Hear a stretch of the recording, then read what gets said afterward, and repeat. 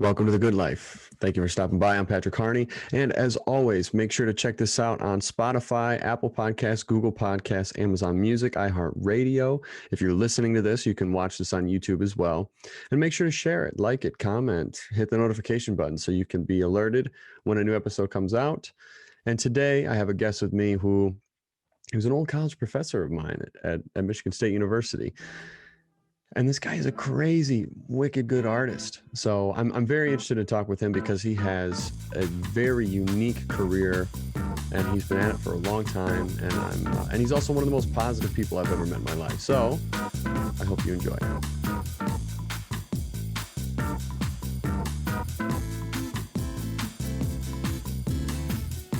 All right, and we're on. Karl Gude.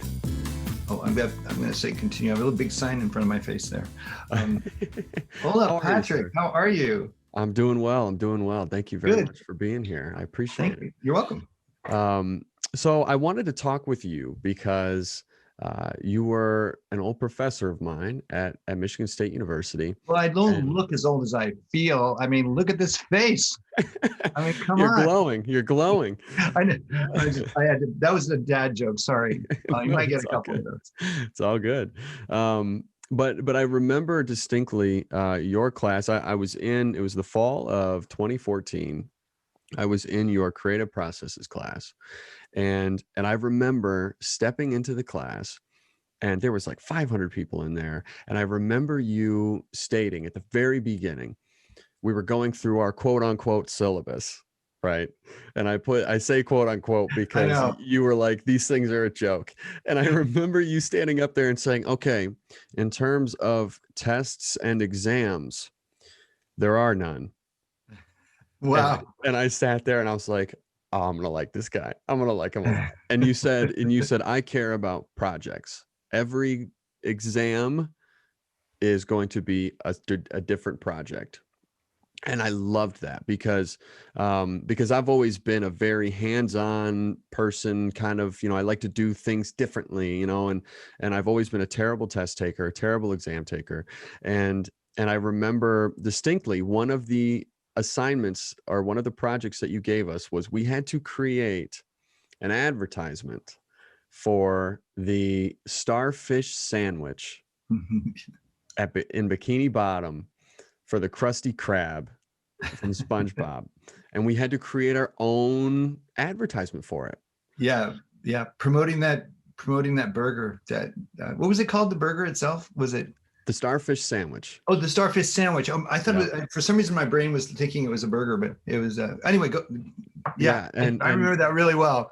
Yeah, and I remember making one. I drew up like an ad that you would see in kind of like an old timey magazine, and I remember you showed it up on the. Oh, did I? But what's funny was you were showing ones of like good examples and you showed bad examples of some of the work that everybody was doing, and you covered everybody's names, obviously. And I remember you had asked me if you could show mine, but you didn't tell me for which. So I'm sitting there like, oh man, like, and you showed it for one of the good ones. I was like, nice. That's awesome. I was like, I'm so glad that's the way it turned out. I didn't remember that detail. But generally the way that worked was I had the students raise their hand if they thought this was a pretty effective ad that would appeal to them and make them go, shit, can I swear? Yes, you can. Yeah. Okay. Go, shit, I gotta go out and buy one of those. Like, I'm leaving class right now and like leave class. It was so obvious that you'd either get 400 or 500 hands up, or you'd get maybe 4 weirdos loved some boring ad that made everybody want to crawl and fall into bed and fall asleep. And yours was definitely one that got nearly every hand in the classroom up like this. And so that kind of made it one of the good ones. And I kind of knew which ones were going to go which way. And I was always pleased when they went that way. Yeah. But one thing that I distinctly remember is, because I remember you talking a little bit about yourself and kind of the career that you've had. I mean, you've worked at New York Daily News, the Associated Press, the National Sports Daily, and Newsweek. And you were like the director of info graphics. Infographics. Yeah. And I remember you telling us this, and I'm sitting there like, man, this dude is like had a hell of a career, right? And then you told us, you said, and all I've had was one semester at a junior college. Yeah. That's what we called them back then. Now they're My community education. colleges, right? Yeah. Yeah. And that blew my mind.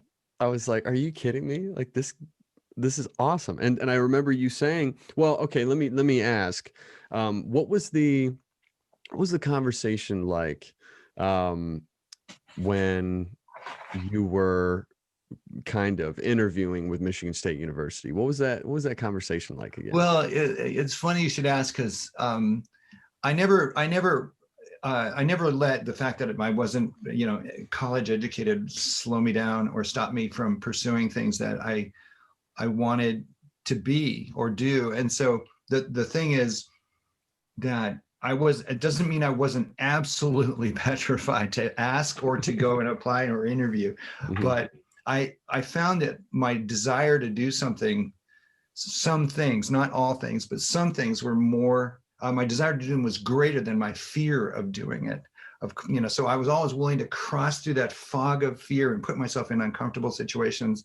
Yeah, so that, because who knows, something really great. And then if I get it, I was just freaking terrified. Like, oh my God, they said yes. Oh my God, which is what happened at Michigan State. So I had done all these, I was lucky to have reached the top of my field in New York as an illustrator and an artist and a designer, information designer, which is what an infographic is. And then, but getting a job as a university professor with a high school degree seemed a little rough to me, because I'd heard stories about what college, what the academy, as it's called, was like. And so when I applied, it blew my mind that they wanted to talk to me. They did write me an email from while I was in New York at my job, and they said, so by the way, you neglected to mention your academic credentials, because I just sent my resume like, I've done all this shit, I'm amazing, but hire me, and I tried to squeeze in whatever teaching I'd ever done. Like when I was 19, I taught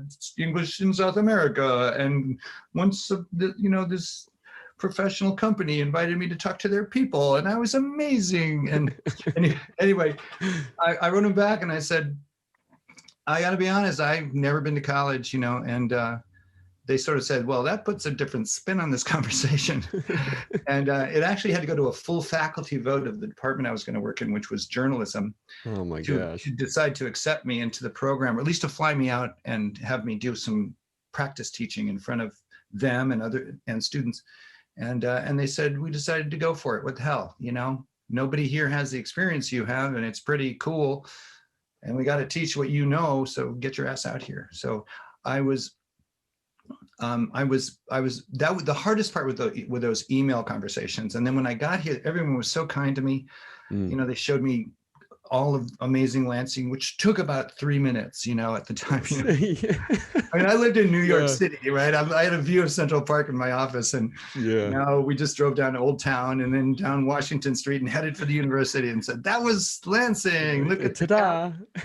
But you know what? I loved it. I did. I loved it. I just couldn't. I was excited to live in a smaller town, and and eventually I stood up in front of people and taught and all that kind of stuff. But I also had to be interviewed by no fewer than 15 people, and all professors and all administrators, chairs of departments, and because the college was hiring me, not just this department, because I was this non-college guy and needed to get approval. And it would be okay to be an adjunct professor, but to teach full time.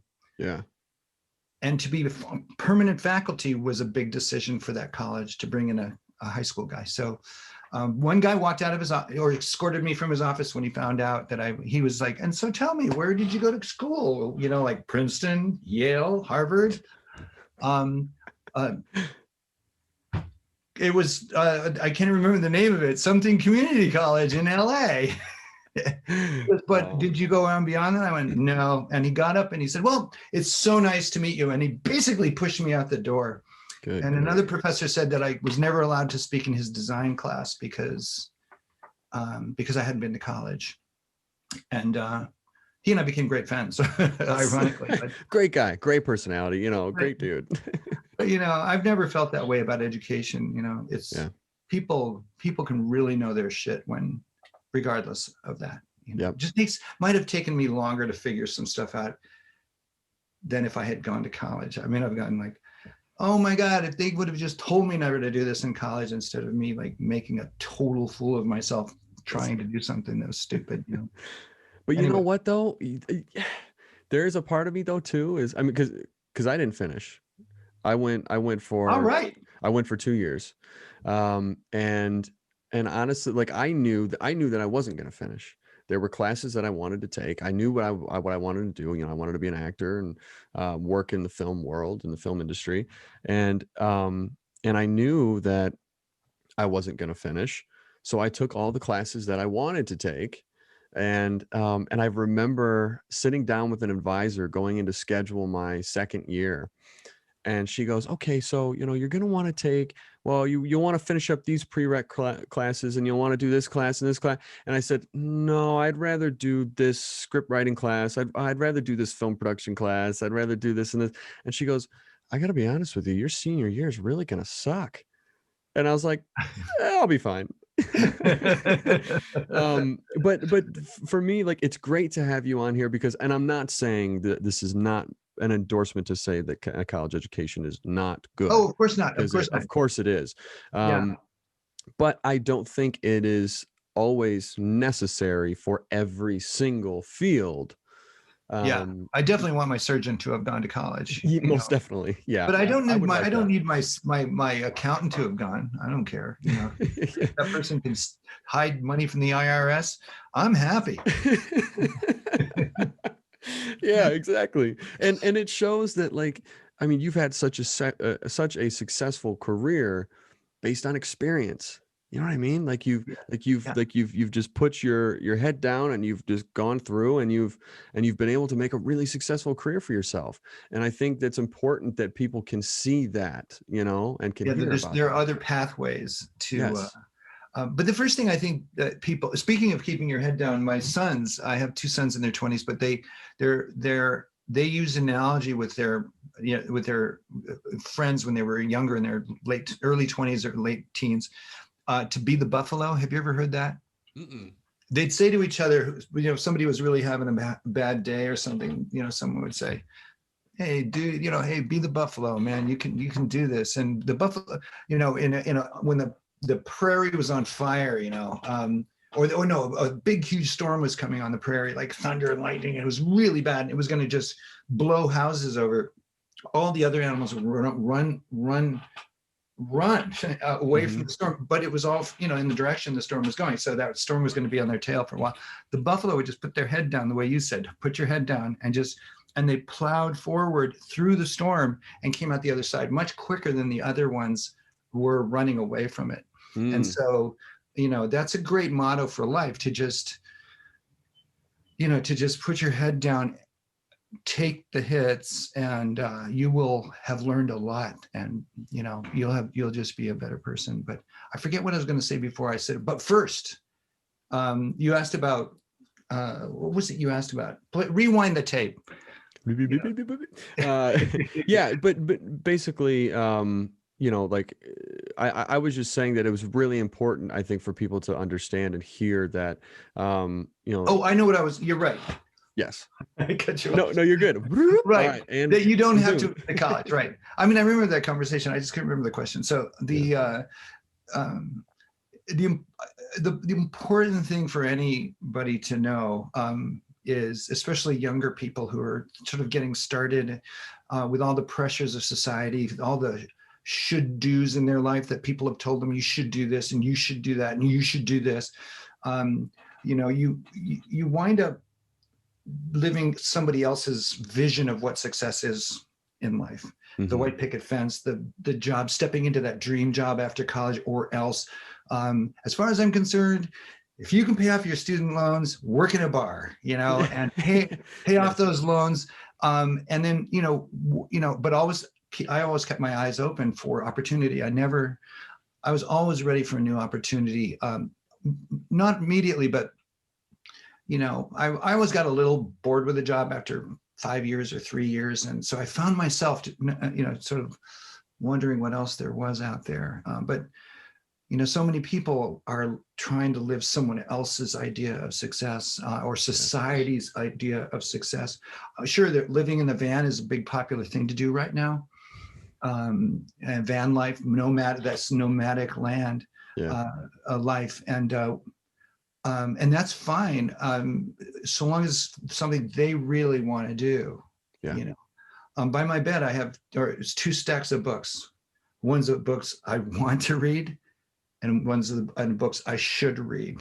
And the want to reads are comics, westerns, and just shit books that are just entertainment, and they're fun, and you know, they get you going. The other ones are like, you know, the omnivore's dilemma, you know, how to eat better food, and all the things I should read, or people have told me I should read. And I scan a few pages at night and just sort of pick up a Western, you know. But you know, every movie, by the way, you're a movie guy, every movie you will ever see, not every movie, but most movies you see are one person against the many. Yes. And the one person gets the shit kicked out of them, but wins in the end often. And if they don't, everyone's angry. You know, what kind of an ending is that? You know, the guy died, you know. I want my money back.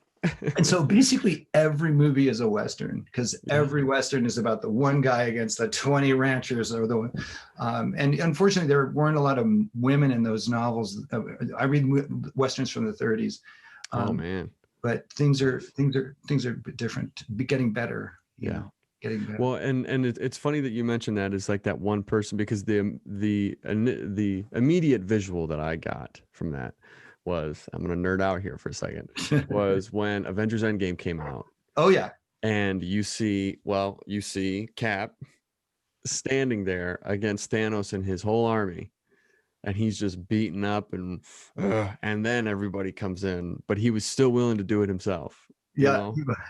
Like, he was still, well, he's gonna beat him, because as for who he is, he has no choice but to do that. Yep. But you know, the thing about those books, and the thing about all the shoulds in one's life, is it only matters what you think you should do, you know, to help.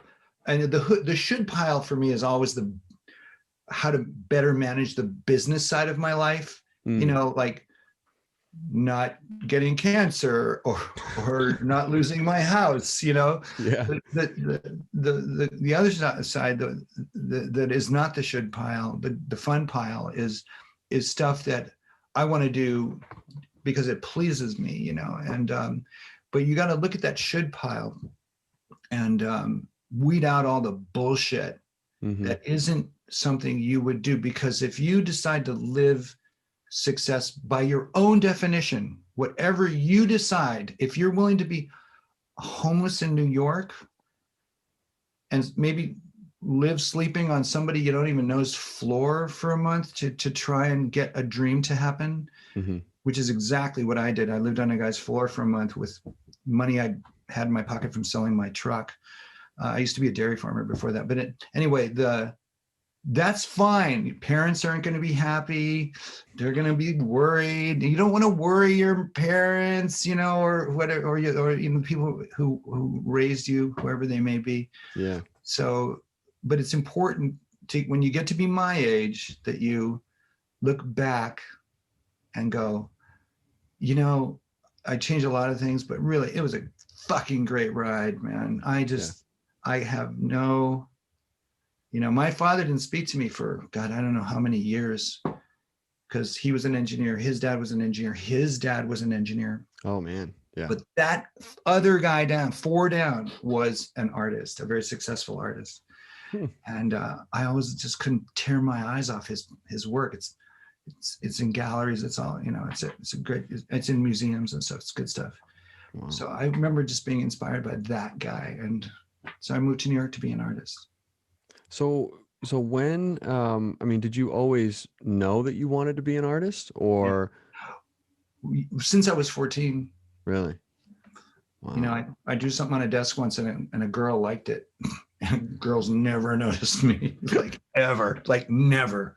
I was very insecure, and she, I just wrote on a desk and she wrote next to it. I knew it was a girl because there were little hearts over all the eyes and stuff, Oh yeah. like Yep. guys, I didn't know any guys that did that. So it had to be a girl, right? But every time I looked in on different periods to see who might be sitting in the same desk, it was never a girl. It was always a guy. And I was like, I'm not into guys, but anyway, before I knew it, that desk was covered with drawings and it morphed into my notebook. And pretty soon I was drawing to meet girls or to even get girls to notice me. It was because I liked to draw. And I've also never taken an art class ever. So Never taken an art class? No. Well, I took a high school art class, and two of my friends who also wanted to be artists or cartoonists back then, me and Greg, not Hugh, but we all decided we were going to learn to teach art and come back and take that guy's job because he was killing more dreams than we have our parents telling us we can't be artists, and we don't need the teacher telling us. Mr. Dunsey, I shouldn't say his name. He said you couldn't. He said you couldn't be an artist, but yet he taught. He basically made you hate art based on how he taught it. Nobody was really necessarily aspiring to be an artist at that point. We were just taking an art class in high school, But he was so horrible, such an awful teacher, such a demeaning, insulting, no talent artist too. And so that was my one art class. And but I'm really into self-learning in every way possible. Everything I've learned on my own, and I've learned a lot. I write for the Huffington Post. I'm an artist. As a matter of fact, if your folks want to see my art, they can go to my last name, Gude, Gude. Good Thinking. It's goodthinking.com. They can go look at that. But all of that, I don't mean to sound boastful, but no. But there are other ways to learn stuff in life. And one of my sons I'm proud to say is one of the greatest self-learners I know, and he's doing great. And the other one went to college, the other one didn't. And so the other one's a good self-learner too, but he actually went to college. So I don't care if he wants to be a self-learner and not go to college. It's not my life, Yeah. Well, that's another thing too, that I think people always forget about. And I know I do too sometimes, is I'm so focused on what other people are going to think about my decision for this, that, or the other. And it's like, no, like I'm the one living my life. So I don't really give a damn what anybody else. The thing is we do, right? But we do. Yes. But we do. And it's infuriating. Yep. A lot of times we steer in their direction. Yeah. And you do too, right? You've gone against what you felt was something you wanted to please your parents or to not hurt somebody's feelings, or because it felt like it was the responsible adult thing to do, or all those things. That's the biggest thing, is to not hurt someone's feelings, or because I've always been the one that if I know somebody has an issue with me, it eats me alive until I get it fixed. It eats you alive, yeah. And but I will say though, I have been very blessed that I've had parents that have always supported everything that I've done, and they've always told me, we don't care what you do as long as you are the best damn person at that you can be. And I'm so glad they added that you can be. Yes, because I agree with that. But also I'd add that so long as you want to be doing this, you want it, but it goes without saying that that's why you're doing it, right? Yeah. And that's the thing, is when I had told my parents that I was going to drop out of college and pursue my acting career, they knew I wanted to be an actor, but they had still said, well, are you sure you don't want to finish? And I'm like, I really don't want to go more in debt, which, by the way, I will say I no longer have any student loan debt. Woo! So I've got, but that's awesome. Yeah, but I've said, I really don't want to go more in debt to get a degree that I won't necessarily need for my career. And they said, okay, well, as long as you give this career, if this is what you want, then give it everything you got and just keep fighting for it, because it is full of rejection. And you will get so many people that will tell you, no, or people asking you, so what's your backup plan and all that crap. But they said the backup plan is a big one in this, I've never asked either of my sons that, never. Well, God bless you, sir. And I'm not saying I'm a great guy. I'm just modeling what I wished my parents had done, or my dad. Yeah. I'm not going to push them into being what I want them to be. Yeah. Well, that's great. So, okay, I wanted to ask you Wait, because, can I say one quick thing about that? What of you just course, yeah, of course. I would that's great advice, and I love your parents. One other thing about all that is that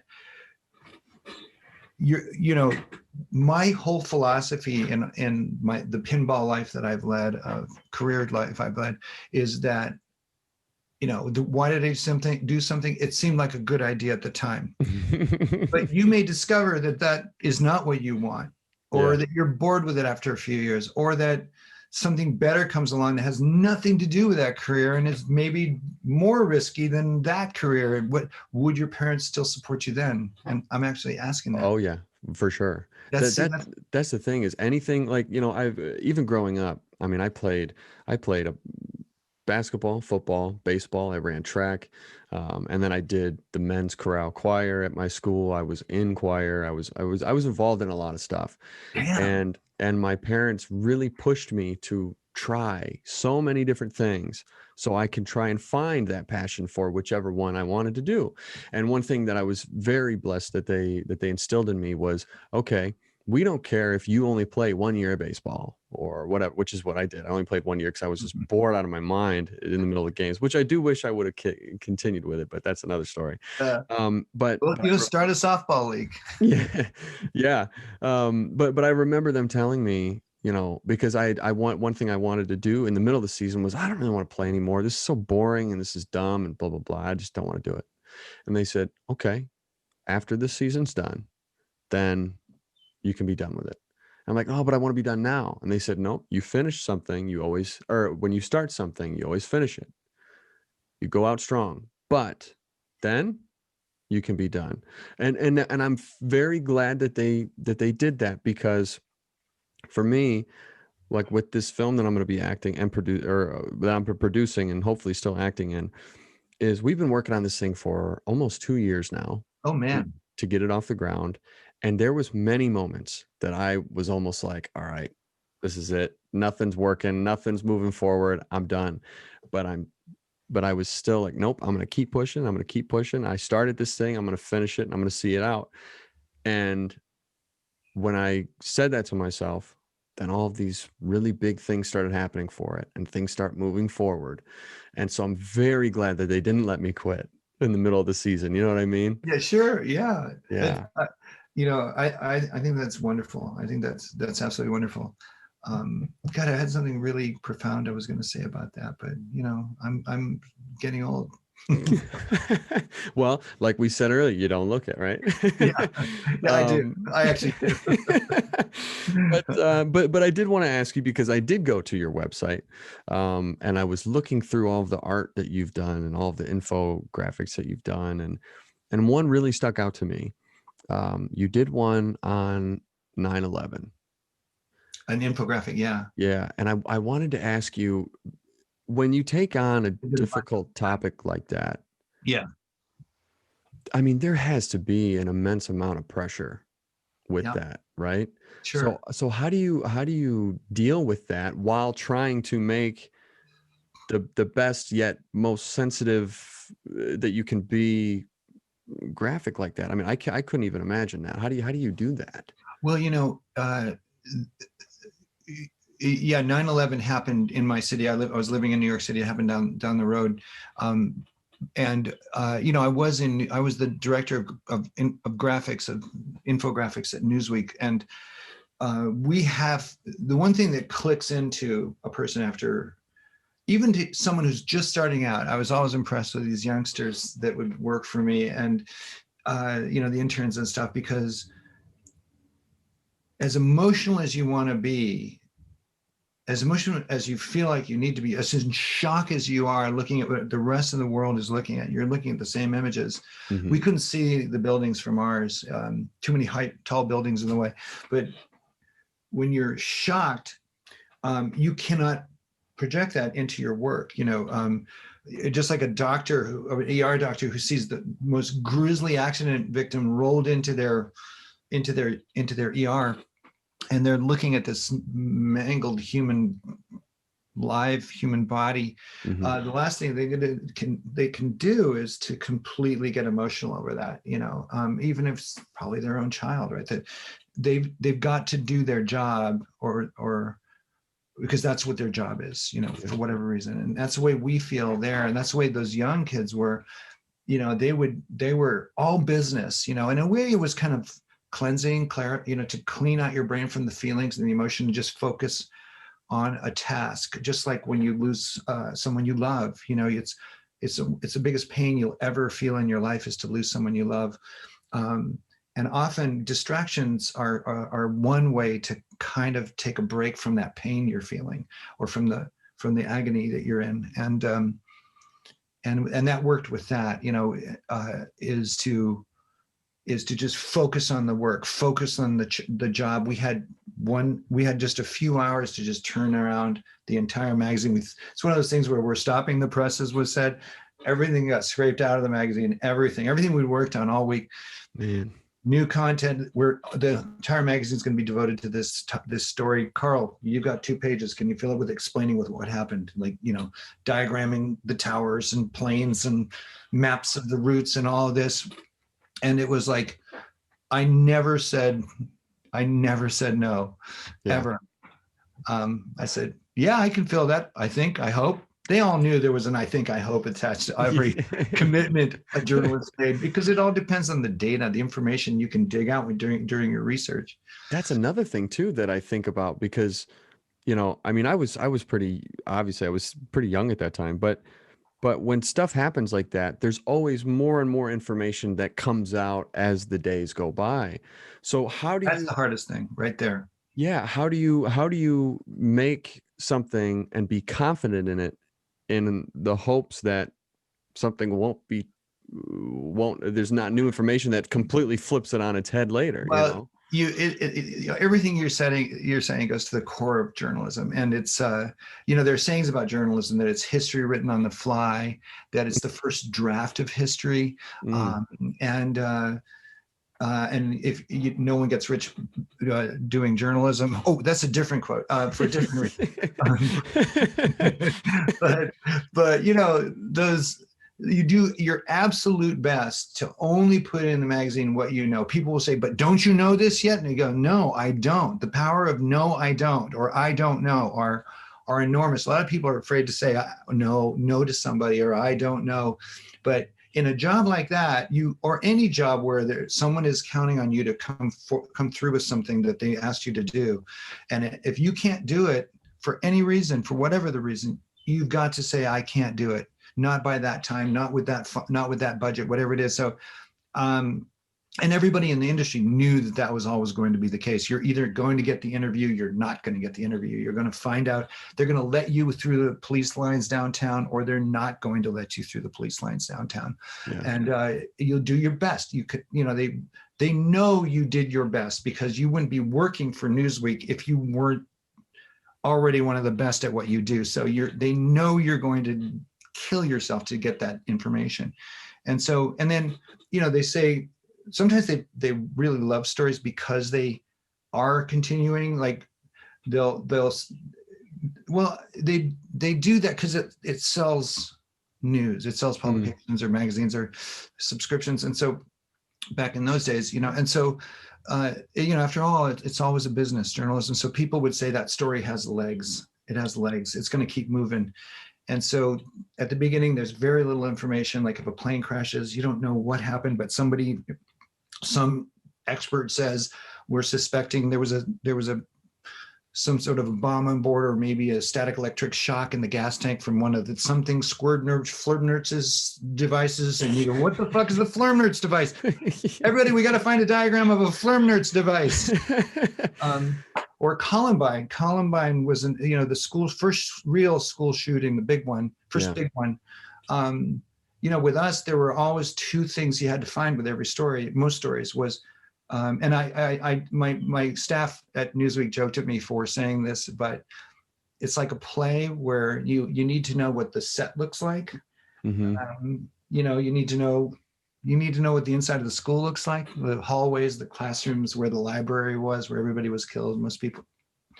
And then you need to know the script that goes with that story. Like, what was the sequence of events? Where were people? What happened? What was the timeline? And so it's the script, and it's also the stage props, the sets. And so those are all very hard to get. And sometimes you get lucky and sometimes you don't. And sometimes they just have to plug the hole that you promised you'd fill with a photo. And you move on and try to find it for the next edition or the next day. Yeah. But it's very stressful, but all you can do is what you can do. You can't lie about it, or they're gonna catch you. Yeah. Well, I'll tell you what, some of the pieces that you've done, I mean, seriously, I mean, there's some great work. Everybody who's listening, go to goodthinking.com, because there's some great work on there. And actually that link will be down at the bottom of the show notes. But so kind of switching a little bit here, to go back to MSU, what made you decide to want to teach, and what made you decide to leave, that world? Technology did. Really? Yeah. I was doing really well with technology most of my career. And here at the university at Michigan State, I taught After Effects and all kinds of software that were complex, but there wasn't a great deal of competition in my life. So at Newsweek, my job was to beat Time Magazine. When I was at the Associated Press, AP News. There we go. I'm sorry, that's just a coincidence. No, it's okay. I had Agence France Presse and Reuters, all these other news organizations that were competing with AP, and I had to beat them at the story. It was very competitive. It still is. And I forgot what you asked me, why I was talking about how competitive it was. What made you decide to switch over to teaching and go to MSU rather? Yeah. So the technology came into play, where one day Time Magazine, remember there was a big hurricane that flooded all of New Orleans, mostly the inner city. The poor people got flooded because the rich people live in higher elevations and they look down on those people. So there was all these horrible floods. I flew somebody down there to map out all the damage and all that kind of stuff, because we wanted to do that. But when it first happened, the first week, we wanted to show all the devastation in New Orleans. So we found a satellite photo of New Orleans. And so we're looking down on this sort of satellite map of New Orleans, and we just located, with text, all the different things that were damaged. This levee broke, this stadium is flooded, whatever it was. And we were really proud of it. We went home, and this was on Saturday night. We went home. When I clicked on Time Magazine, their website, the next morning on Sunday, that's when all these things, the websites would get up. They had this beautiful diagram of New Orleans that was 3D, like you were in a helicopter looking at all the city with the buildings popping up above the floodwaters. And Jesus Christ, it blew my mind. We had some piece of shit satellite photo, and I just thought, oh my God, they kicked my ass at Time Magazine. I'm so fucking fired. God damn. And so I knew that on Tuesday morning, when we first met for the week, we had Sundays and Mondays off. We went to press Saturday nights. The editor was going to be kind of wondering why we didn't do something so cool as Time Magazine had done, our biggest competitor. And I later, he didn't look at me or ask me a single question the whole news meeting, which was, I knew that means he's mad at me. And so I went to his office, and I knocked on the door, and he turned around and said, "Yes, what is it?" And "What is it, Karl?" And I said, "Hey, look, I know what you saw in Time is what you wished you'd seen in Newsweek." And he goes, "Yeah, what happened with that?" And I said, "Well, to be honest, they used a technology I just didn't know about. I was always trying to keep up on technologies. I'd go to conventions and carry the little sack, and they give you all that free shit, and you say, use our software. No, use our software. Trying to find the best software." But so I said, the technology I didn't know about. And he looked at me and he said, "Why didn't you know about that technology?" And he turned his back on me and went back to work. Damn. It's my job to know that technology, as well as to tell the stories of what's going on in the world, and to set up training. And I just dropped the ball that time. And I realized it's only going to get worse. Everything was going 3D. It was no longer 2D. Like you see, a lot of my stuff is 2D, 3D animation, illustration. And I realized I'd run out of energy. I just run out of the energy it's going to take to keep up. I thought I could keep up, but I no longer wanted to. So my wife and I started fantasizing, like, wouldn't it be great if we lived in a college town with bookstores and ivy-covered buildings and students everywhere, and you taught, and she said, and I do my thing, and I said, yeah, but I only have a high school education. And she went to Yale. I said, you teach, you get the job. Yeah. And so we were thinking Burlington, Vermont, because I used to dairy farm in Burlington, Vermont. I had a farm up there, and I thought, gee whiz, Vermont's really nice. And then coincidentally, 3 weeks later, I got a letter from Michigan State. Well, one of my staff got a letter from Michigan State asking if they'd consider a teaching job. And I'd only hired him 2 years before, so from Chicago, and he was in New York City, and he was like, I said, you should take the job. He's still one of my best friends. And I said, you should totally take that job. And he goes, I don't want to leave New York. You just hired me. I don't want to go. And so I couldn't believe I did this. And I said, can I see that letter? And he said, oh, Karl, you should totally call. You should totally do this, Yeah. And I read this letter, blew my mind. So I read it to my wife.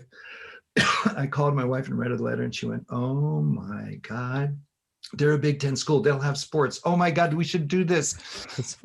And I've never been into sports, but she's a fanatic. Although it was really cool about Phil Mickelson winning yesterday. But yes. So cool. That it was really cool. Yeah, that was cool to see. So anyway, it was technology. Okay. That drove me out of there. Yeah. So one thing that I have seen also is you've given a few TED Talks before. Yeah, not all of them are very good. but what is that like though? Because I've watched a decent amount of TED Talks, and I think they're really cool, and it's really cool to see or to learn from all the different, because I mean it's like a smorgasbord of people that they have go and speak. And so how did that come about, and what was that like? Well, there are TED Talks, and then there are TEDx Talks, and the TED Talks are one annual location in Long Beach, California, where I was born, by the way.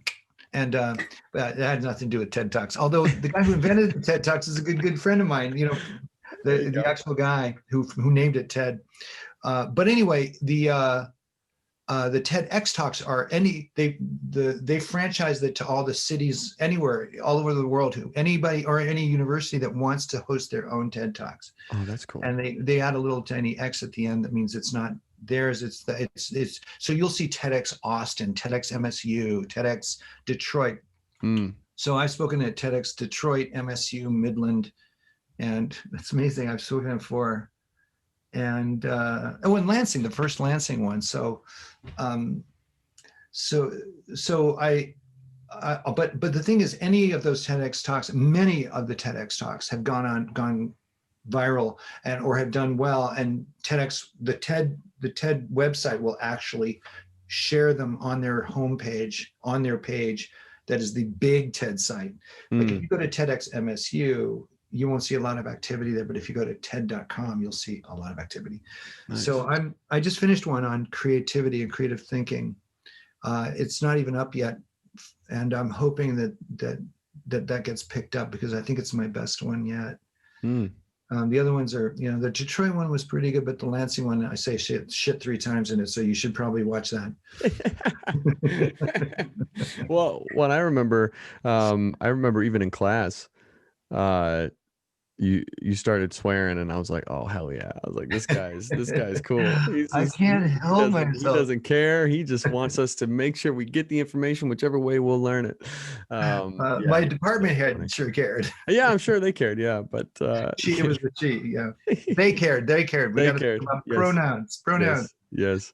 But yeah. So one thing that I do always ask, but one thing that I've always noticed about you in particular is, how do you stay so positive? How do you keep such a positive mindset? Because you've always been, every time I've seen you, you've always been very, animated, you've been so caring and open to share anything, and you've always had a smile on your face while doing it. So how do you maintain that all the time? Well, I am that way, but if you ask my wife, I'm not always that way. I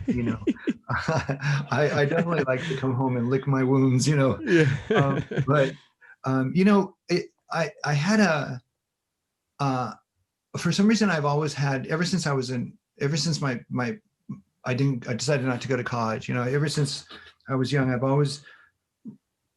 always had this internal voice that just said, you've got it, Karl, do this, just be you, do you. And I realized, and I might have even talked about this in class, that I was born again Christian. I've been all kinds of things in my life, exploring religions, and I've been an atheist for 35 years now. I don't believe in anything. I'm roadkill when we die, and so is everybody else I know, and I'm good with that. I don't need to know that Karl Gude, the entity that is me, is going to live for eternity next to some dude or some Dave. That's old talk from the gangsters movies. Sorry, I didn't mean that. But yeah, but next is broad. I don't need to think that I'm going to live for all eternity any more than I need to think that my dog is. I'm just a life on this earth like all the other billions of species. I did work on some species stuff for the National Science Foundation. But so I realized that this is it. My whole purpose in saying that is this is it. There's no more after this. And I've got to, as the author Carlos Castaneda once said, live every moment like it's your last dance on earth, every day like it's your last dance on earth, because you could die anytime. And so I realized that I have to live a life that is so full that I will look back when I'm on my deathbed, if I get that chance to be on a deathbed, and say, I did not fuck that up. I did not live somebody else's life. I'm really, really upset to be leaving this life. And I will be very upset to be leaving this life. I do not want this to end. I love this world. I'm a white male saying that, by the way. So I recognize that I have a lot of more advantages that a lot of other people aren't given, which is a crime. But basically I recognize that I am going to live a life. So I realize, and there are a lot of pains and failures and stuff that happens. And I realized that I came up with this analogy that, life is like your body, in the sense that you can feel really good in your body, like really good, right? So you can feel really good. You can feel love too. You can feel it physically. You can feel it emotionally. You can feel all sorts of great things. But you can also feel like shit, feel bad. You can feel sad. You can break your arm and feel pain. Yeah. If you think about that pain as, and this, as that pain is as being a way your body alerts you to something that's not right about it, and that you've got to fix it. And the only voice it has, the way, like a dog barking, is all it can do is tell you there's really bad pain there. You can't diagnose a broken arm, but the pain means do something about this. Yeah. And if you don't do something about it, that wound is going to fester and you're going to lose the arm. And life is like that too. The pain and the suffering that we go through, the disappointments and the failures and all those things, they are just like a broken arm. It's a way to adapt to the life that you're trying to lead. It's a way to learn about the things that cause you pain, and then you need to deal with them. If you're hiding in a corner, living a life that isn't the life you wanted, and you're stuck living a life other people are expecting of you, sure, we have responsibilities, but there are balances in life. And if you're living that life and you're not dealing with that pain, your life is going to fester. And when you lose it, you're going to look back and go, I'm so fucking glad to be out of this fucking place. And I'm hoping there's a God so I can be in a better place. And, honestly, I've decided that my fears and my frustrations and my disappointments are just like a broken arm. and that I'm going to feel them. There's no avoiding them. There's no anger and hate. And I'm not going to let it get me down. That's beautiful. That really is. If that makes any sense to you. Yes, it does. That's a great way. That's a great way to look at things. Yeah, because you got one shot at this life. Just one. And that kind of goes back to the point earlier that we talked about of you're the one living the life, not anyone else. So don't let anybody dictate how you do that. How you do that living. I think that's great, Karl, really. But realistically, it is hard to do when it is, because you care about other people. You care, and you like you said. I think you said that you'll stay up all night stressing about somebody who was angry at you or you're disappointed. And I'm the same way. I'm still that way. Yeah. I forgot to call a student the other day who asked me to call her about a possible illustration job, and I forgot to call her, and like 3 days went by, and I just went, oh my God. And then I texted her saying, oh my God, I fucked up. I'm so sorry. Can you talk another day? I'm talking to her at 3:30 today. I've got to remember that. She didn't answer me, and I thought, oh, she's pissed, And then, 36 hours went by and she still hadn't answered, and I'm thinking, yeah, she's really pissed. So I wrote another text saying, I'll understand completely if you think it's, and I'm like her old professor, right? But I'm like putty in her hands now. I'm just begging her not to hate me. And I really bothered me, and I couldn't get it out of my head. But it shows that you care, and that, and that's one thing that I know that that my mom has always told me was, it's not necessarily a bad thing to be worried about, if someone is upset with you or whatever, because that shows that you care about them and you care about what they think of you. And so it's not necessarily a bad thing, but I think you learn and grow from it, Exactly. So I'm going to put shit on a calendar, Definitely. Yeah, definitely. Yeah. I'm telling you what, I have to, because if I don't, I'll never do any of the things that I'm supposed to if I don't put it on a calendar, because take care of that broken arm, Yeah, exactly. Okay, Karl. Well, hey, I want to get to this segment called The Goods. It's just a series of a few questions, just kind of pick your brain a little bit and see what see what you might have to say about it. So let's get to it here. Huh? I'm all ears. Where's my ears? Oh, I'm all ready. All right.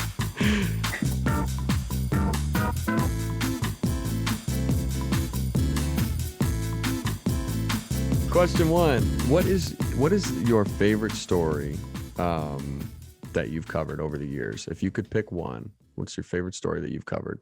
I think the favorite news story, there are technology, sports, all kinds of stories, types of stories. But my favorite breaking news story was the Oklahoma City bombing in Oklahoma City. I got there early when the building was still smoldering and the police lines hadn't been put up yet. So I was able to be right at the base of that building, looking up at this, what looked like a movie set because they had lights on it. Yeah. And it was twilight with a dark blue sky behind it. And I spent a week covering that story and seeing photos in the news bureau where I worked that the public would never see, of people trapped under concrete, young girls, a young girl reaching up from under the concrete, completely buried, except her legs completely under a slab of concrete that was never going to get lifted. And I wound up crying. I wound up crying like a baby. When I was driving my rental car that was brand new, clean when I got it, and it was all filled with coffee cups and donut crumbs by the end of the week. But I had to pull over because I just burst into tears so much because a country singer, Barbara Mandel, said something on the radio that just said, hi, Oklahoma City, I'm here in Nashville, but I'm from Oklahoma City, and I wanted you to know that my thoughts and prayers go out to all those little baby souls gone up to heaven, because there was a daycare center right where the truck blew up, and all those kids were killed. And there's a famous photo, you can look it up, of a fireman walking out of the building carrying a dead 1-year-old child. And I saw much worse photos than that in the bureau. And it was sort of like, when she said that, it was the trigger. Yeah. I couldn't see I couldn't see. I had windshield wipers going on my glasses and everything. I could not see. Yeah. And so that was probably the most memorable story. Yeah, man. So what inspires you to start? This may be a dumb or naive question to ask, but what inspires you to start working on a project or a piece of artwork or whatever? You know, don't ever think that a question is dumb ever. Just eliminate that kind of talk from your head. That's Okay. that's the should speaking. You know, there are a few motivations. Praise from somebody like a girl when I was a kid, right? But now social media has got like I'm addicted to people going, gee, that's really nice, you know, that painting you did. And I'm like, oh, really? You think so? Oh my God, I'm amazing. I'm an amazing person. Despite everything I'm saying, I'm terribly insecure in ways that frustrate me, and I'm working hard to get over that. But so praise is one reason I might not start a painting, but definitely want to show it. And you know, at some point in the painting, I'm going to go, wow, this is fucking turning out. You know, I'm hoping this gets a lot of likes. You know, so I'm addicted to the likes like everybody else in the world. Yeah.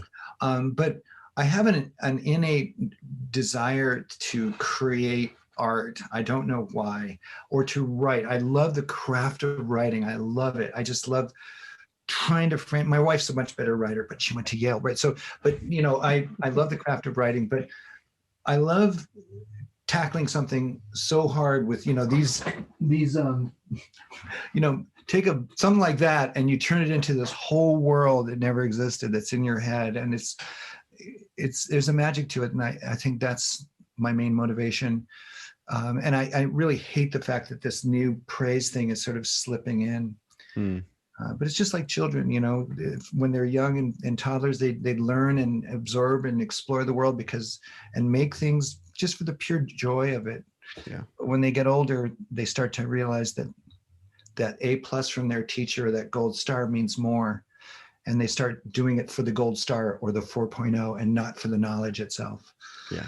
And so I'm trying to focus on the knowledge and the experience and less on the rewards.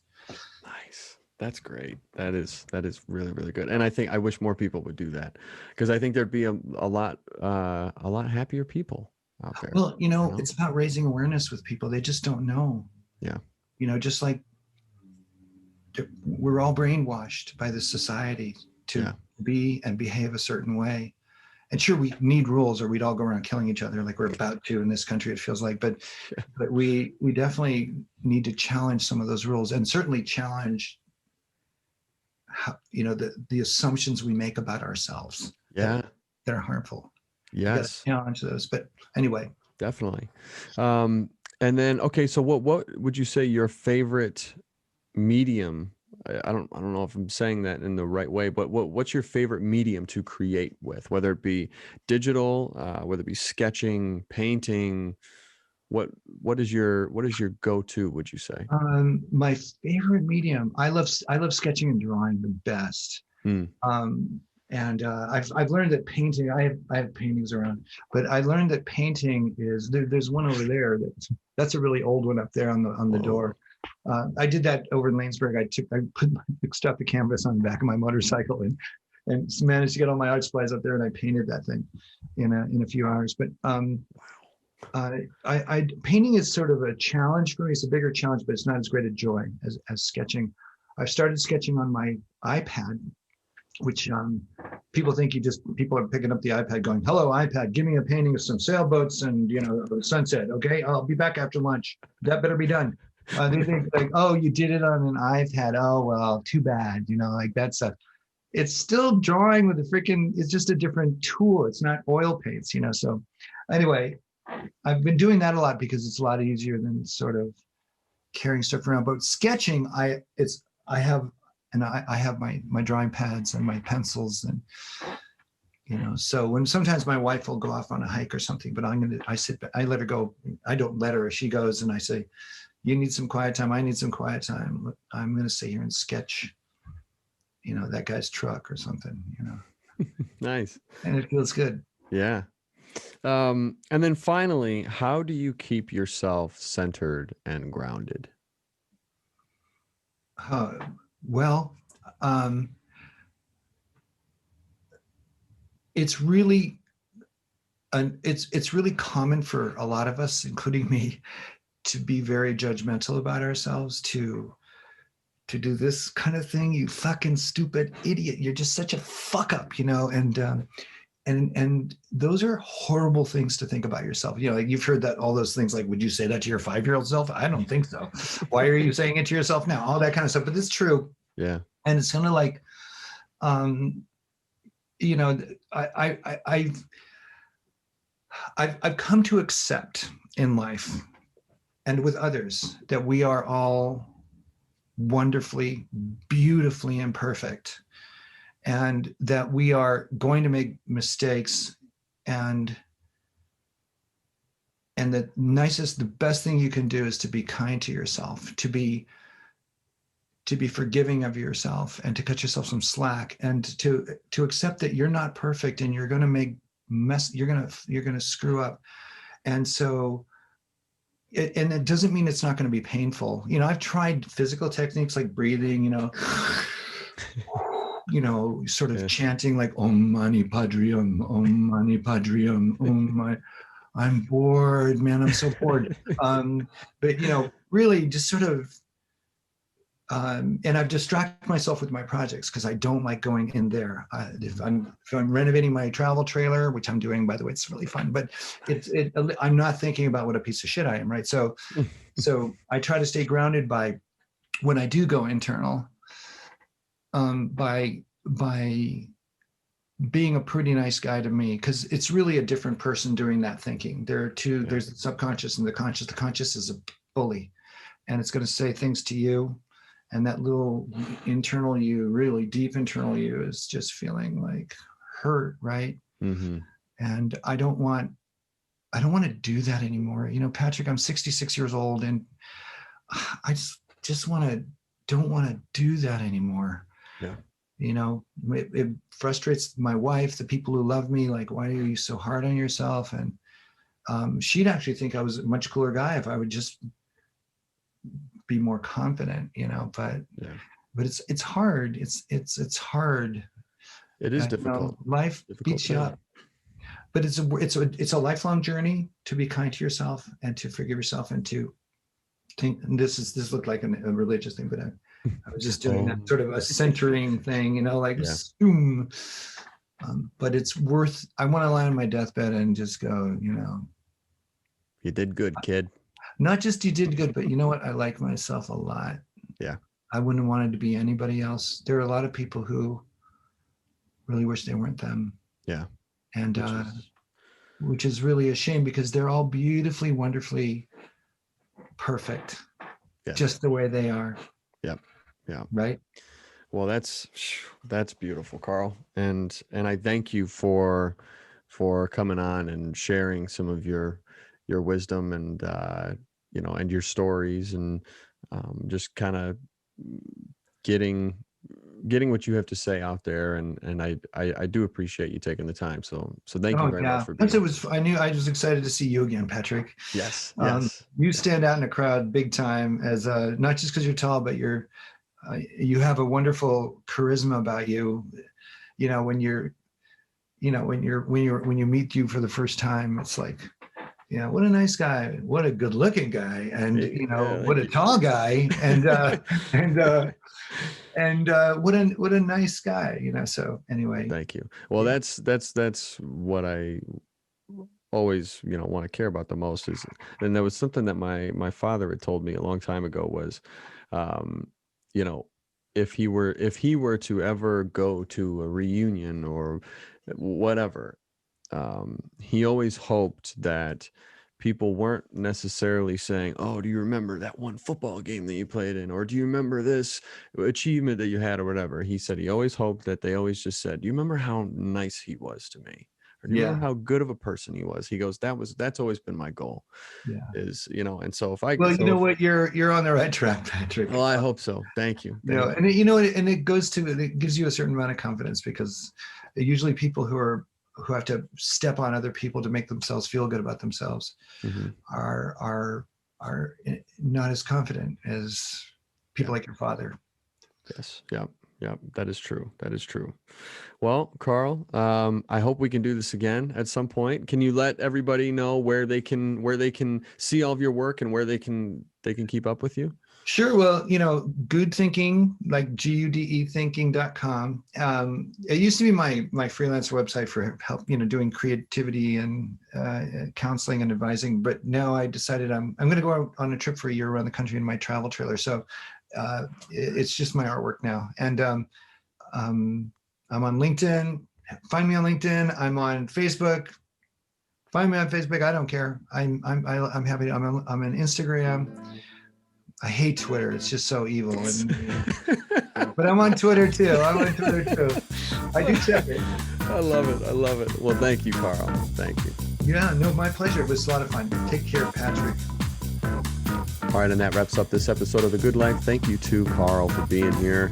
I appreciate it. And I thank you all for being here. And I hope you enjoyed it. I hope you enjoyed the conversation. I know I did. I always love talking with him. And yeah, we'll see you next week.